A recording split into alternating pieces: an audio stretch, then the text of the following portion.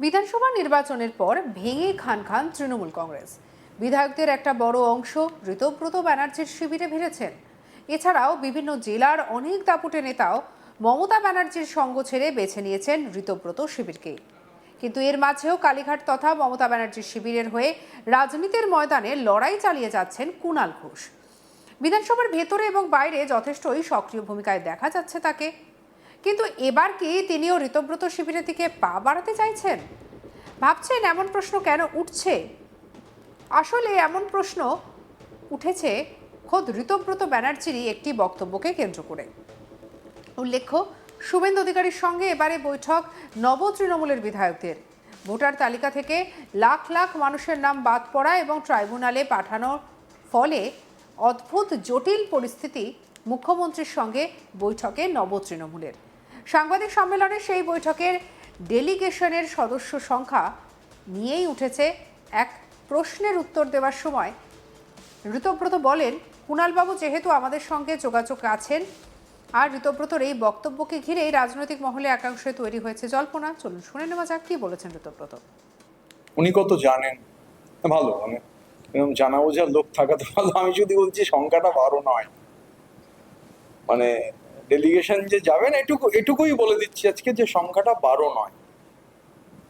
তো এবার 12-র মধ্যে 7 বেশি হতে পারে, কম হতে পারে, কিন্তু 12 নয়। আমরা একটু আসলে কুণালবাবু যেহেতু আমাদের সঙ্গে যোগাযোগে আছেন, তো সেই জন্য কেউ একটা ওনাকে 12 বলে দিয়েছিল, উনি তার মধ্যে 12-র মধ্যে 7 বসিয়েছেন, কিন্তু ওনাকে সব ইনফরমেশন আমরা ডাইভালজ করি না, যার ফলে শুধু এটুকু বলছি ওটা 12 নয়। তো কাল যখন যাবেন, মানে আবার দায়িত্ব নিয়ে বলছি ওটা 12 নয়, উনি বলেছেন 12-র মধ্যে 7, তো হয়তো 14 বলতেন যে 14-র মধ্যে 10। তো উনি যা বলে খুশি থাকুন না, সমস্যার কি আছে। তো মানে এত ওনাকে গুরুত্ব দেওয়ার কোনো প্রয়োজন আছে বলে মনে হয় না আর কি। আমরা আমাদের বিরোধী যে চিফ হুইপ, তিনি একটা চিঠি দিয়েছিলেন, সেটা তো তিনি জানিয়েইছেন। সেই চিঠির ভিত্তিতে একটা ডেলিগেশন যাবে। তো সেই ডেলিগেশনের তবে সংখ্যাটা আবার বলছি 12 নয়।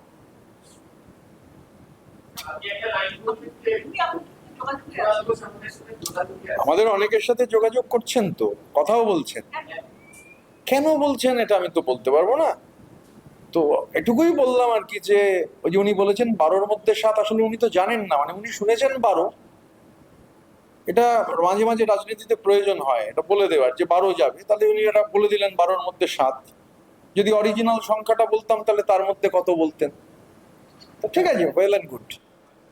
শুনলেন তো ঋতব্রত ব্যানার্জির বক্তব্য, আর এই বক্তব্যকে কেন্দ্র করে চর্চা শুরু হয়েছে রাজনৈতিক মহলে। উল্লেখ্য, ঋতব্রত ব্যানার্জিরা বিজেপি তথা রাজ্য সরকারের সঙ্গে একটা সেটিং করে চলেছেন বলে কার্যত বারে বারেই অভিযোগ তোলা হয়েছে কালীঘাটের শিবিরের পক্ষ থেকে। যদিও সাংবাদিক বৈঠকে ঋতব্রত স্পষ্ট জানিয়ে দেন তিনি বিজেপি বিরোধী রাজনৈতিক দল। শুনুন আরও ঠিক কি কি বলেছেন ঋতব্রত ব্যানার্জি। বিজেপির সূত্র নিয়ে আমি কেন কমেন্ট করতে যাব? আমি বিজেপি বিরোধী একটা রাজনৈতিক অবস্থানে, এবার বিজেপির কেউ আবার সূত্র, মানে এই যে যেমন কুণাল ঘোষের বিশেষ সূত্র, তেমন বিজেপির বিশেষ সূত্র, স্বাভাবিকভাবে এটা নিয়ে কমেন্ট করবার কোনো প্রয়োজনীয়তা আছে বলে মনে করি না।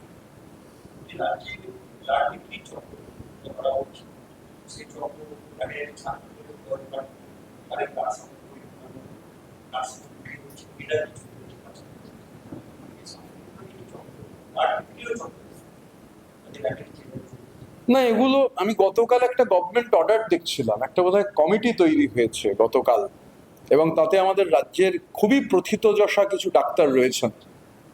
ডক্টর নারায়ণ ব্যানার্জির মতো প্রথিতযশা ডাক্তারের নাম আমি দেখছিলাম, ডক্টর শ্যামাশিস বন্দ্যোপাধ্যায়ের নাম দেখছিলাম, ওখানে আমাদের কলকাতার প্রাক্তন নগরপাল রিটায়ার্ড আইপিএস শ্রী গৌতম মোহন চক্রবর্তীর কথা দেখছিলাম। যে নামগুলো দেখেছি এরা সবাই প্রথিতযশা, এবং এরা কেউ হচ্ছে কোনো কোটায়ও হচ্ছে ডাক্তারি পড়েননি, বা মানে এদের মেধা সম্পর্কে কোনো প্রশ্ন নেই, মানুষ এদের মেধাকে সম্মান জানায়।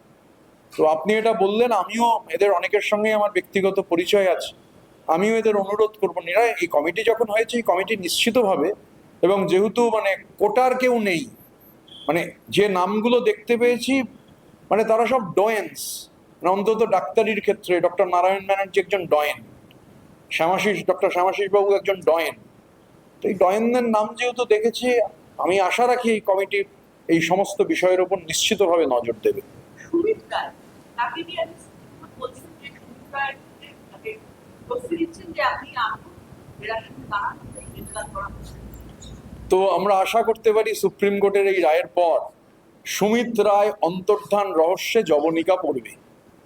সুমিত রায় অন্তর্ধান রহস্য নিয়ে আর চর্চা করতে হবে না, কারণ সুপ্রিম কোর্টের রায় মেনে তিনি যেহেতু গ্রেপ্তার হবেন না পরবর্তী শুনানি অবধি, তাহলে সুমিত রায় অন্তর্ধান রহস্যের জবনিকার জন্য আমরাও অপেক্ষা করছি, মানে অধীরভাবে অপেক্ষা করছি কখন সুমিত বাবু আসবেন, এসে হচ্ছে তদন্তকারীদের সঙ্গে কি 10টা থেকে 6টা টাইম হয়েছে সেই টাইমের মধ্যে দেখা করবেন। তো এই রহস্য রোমাঞ্চ থ্রিলার, সেই থ্রিলারের অবসানের অপেক্ষাতে আমরাও। বিধানসভা নির্বাচনের পর ভেঙে খান খান তৃণমূল। বিধায়কদের একটা বড় অংশ ঋতব্রত ব্যানার্জির শিবিরে ভিড়েছেন। আর এছাড়াও বিভিন্ন জেলার অনেক দাপুটে নেতাও মমতা ব্যানার্জির সঙ্গ ছেড়েছেন। আর তার মধ্যেই কুণাল ঘোষকে নিয়ে এমন এক কথা বলে বসলেন বিরোধী দলনেতা, যা সত্যিই চাঞ্চল্য সৃষ্টি করেছে। কি বলেছেন শুনবো। উনি কত জানেন, ভালো, মানে এরকম জানা বোঝার লোক থাকা তো ভালো। আমি যদি বলছি সংখ্যাটা 12 নয়, মানে ডেলিগেশন যে যাবেন এটুকুই বলে দিচ্ছি আজকে যে সংখ্যাটা 12 নয়। তো এবার 12-র মধ্যে 7 বেশি হতে পারে, কম হতে পারে, কিন্তু 12 নয়। আমরা একটু আসলে কুণালবাবু যেহেতু আমাদের সঙ্গে যোগাযোগে আছেন, তো সেই জন্য কেউ একটা ওনাকে 12 বলে দিয়েছিল, উনি তার মধ্যে 12-র মধ্যে 7 বসিয়েছেন, কিন্তু ওনাকে সব ইনফরমেশন আমরা ডাইভালজ করি না, যার ফলে শুধু এটুকু বলছি ওটা 12 নয়। তো কাল যখন যাবেন, মানে আবার দায়িত্ব নিয়ে বলছি ওটা 12 নয়, উনি বলেছেন 12-র মধ্যে 7, তো হয়তো 14 বলতেন যে 14-র মধ্যে 10। তো উনি যা বলে খুশি থাকুন না, সমস্যার কি আছে। তো মানে এত ওনাকে গুরুত্ব দেওয়ার কোনো প্রয়োজন আছে বলে মনে হয় না। আমরা আমাদের বিরোধী যে চিফ হুইপ, তিনি একটা চিঠি দিয়েছিলেন, সেটা তো তিনি জানিয়েইছেন। সেই চিঠির ভিত্তিতে একটা ডেলিগেশন যাবে।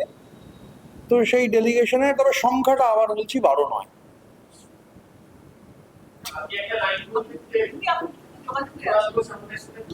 আমাদের অনেকের সাথে যোগাযোগ করছেন, তো কথাও বলছেন। কেন বলছেন এটা আমি তো বলতে পারবো না।